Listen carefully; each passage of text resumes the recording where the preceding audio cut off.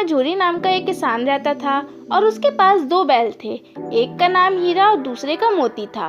काफी दिनों से वह एक दूसरे के साथ रहते रहते उन दोनों के बीच काफी ज्यादा घनिष्ठ मित्रता हो गई। वह दोनों एक दूसरे की मन की बातों को अच्छे से समझा करते थे। झूरी भी उन दोनों से बहुत प्रेम करता था और उनके खाने पीने का ख्याल भी रखता था। एक दिन किसी कारण से झूरी की पत्नी का भाई हीरा और मोती को अपने घर लेकर गया। हीरा व मोती को लगा कि उन्हें किसी माली के हाथों बेचा जा रहा है होकर वह दोनों बहुत दुखी हुए।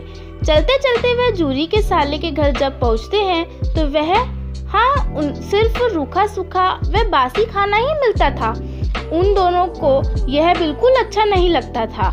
उन दोनों को बातचीत करने के बाद उन लोगों ने सोचा कि यहाँ से भाग जाया जाए।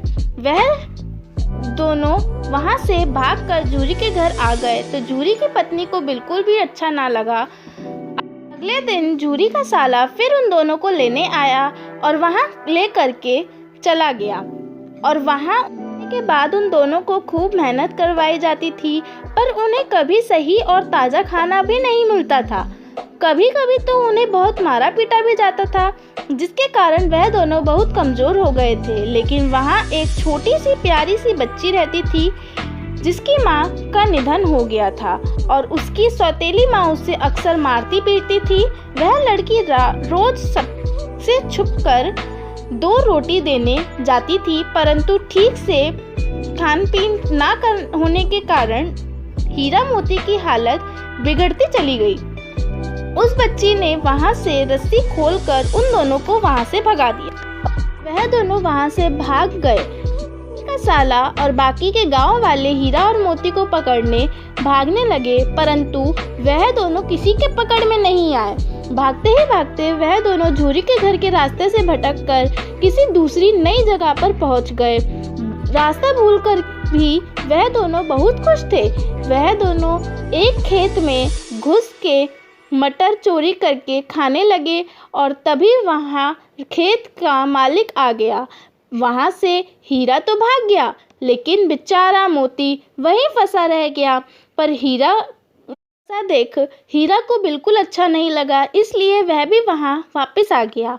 उन दोनों को खेत के मालिक ने कांजी हाउस मतलब जहाँ जानवरों को कैद किया जाता है वहाँ बंद कर दिया।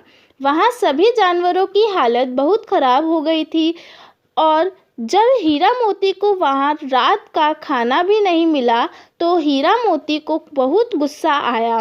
तब उन दोनों ने दीवार गिराकर सभी जानवरों को तो भगा दिया, पर वह दोनों वहीं फंसे रह गए। उसका मालिक आया तो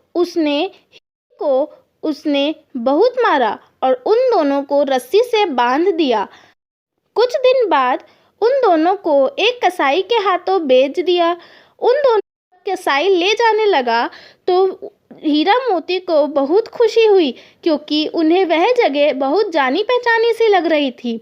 वह खुशी से वह झूरी के घर के सामने जाकर खड़े हुए।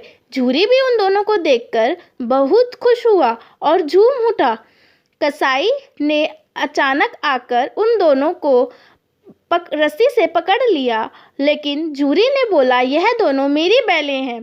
तो कसाई जोर जबरदस्ती करने लगा। तभी मोती ने अपनी सींग चलाकर उस कसाई को अपनी सींग से उड़ा दिया। थोड़ी देर बाद दोनों खुशी से खाते पीते दिखाई दिए और घर की मालकिन ने भी दोनों को गले लगा लिया।